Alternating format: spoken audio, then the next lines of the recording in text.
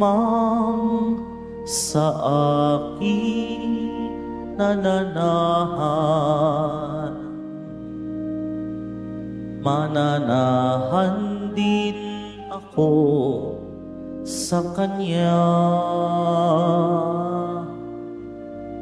At kung siya'y mamunga ng masagana,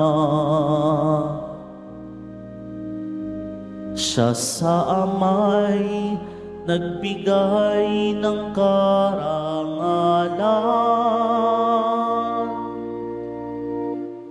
Mula ngayon kayo'y aking kaibigan,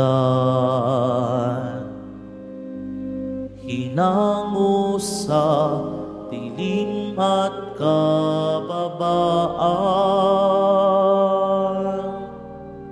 Ang kaibigay mag-aalay ng sarili niyang buhay, walang hihigit sa yaring pag-aalay.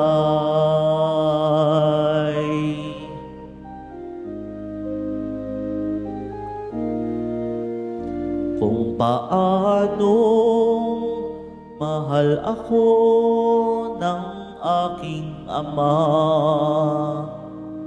sa inyo'y aking ipinadarama.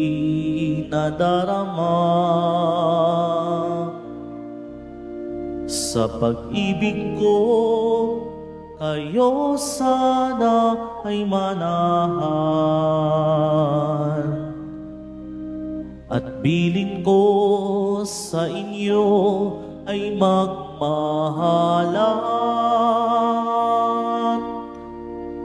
Mula ngayon, kayo'y aking kaibigan, hinango sa dilim at kababaan. Ang kaibigay mag-aalay ng sarili niyang buhay, walang hihigit sa yaring pag-aalay.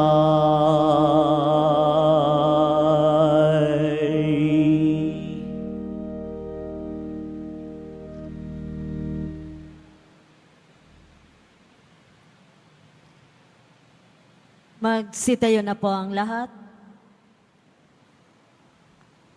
Mga kapatid, ang damit na ito na isuduot sa imahen ng mahal na pong Nazareno ay tanda para sa atin ng kanyang buhay na presensya na pinili ng Diyos na maging pamamaraan at instrumento upang palalimin ang ating pananampalataya.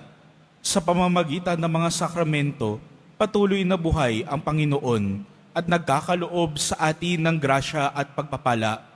Sa pamamagitan ng mga banal na bagay, tulad ng mga imahen, rosaryo, damit at iba pang mga instrumento ng debosyon, tayo ay inihahanda at inilalapit sa pagpakilala kay Jesus, lalo na sa mga banal na sakramento.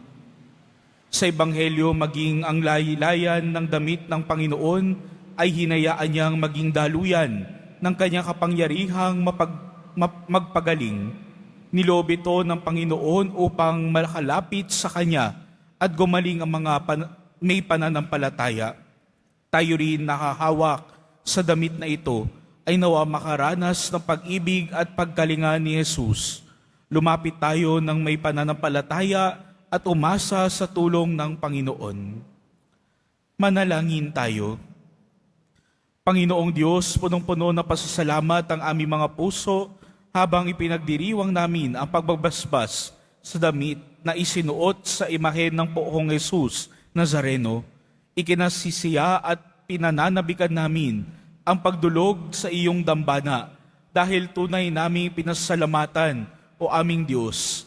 Ngayon ay saglit kaming mananahimik upang alalahanin at ipagpapasalamat ang mga biyayang aming natanggap sa mga nakalipas na araw.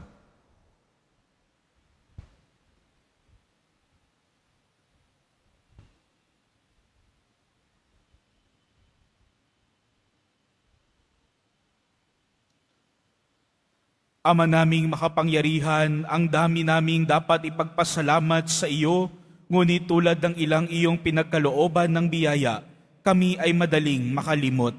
Patawarin mo kami sa aming kawalan ng utang na loob.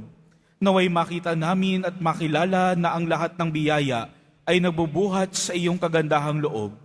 Salamat, Panginoon, sa lahat ng mga biyayang iyong kaloob. Tulungan mo nawa kami magkaroon ng pusong mapagpapasalamat sa aming paglilingkod at pagganap sa iyong kalooban. Hinihiling namin ito sa pamamagitan ni Kristong aming Panginoon. Amen.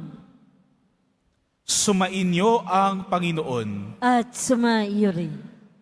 Pagpalain nawa kayo ng makapangyarihang Diyos, Ama, Anak, at Espiritu Santo. Amen. Humayo kayong taglay ang kapayapaan ng Pong Jesus Nazareno. Salamat sa Diyos.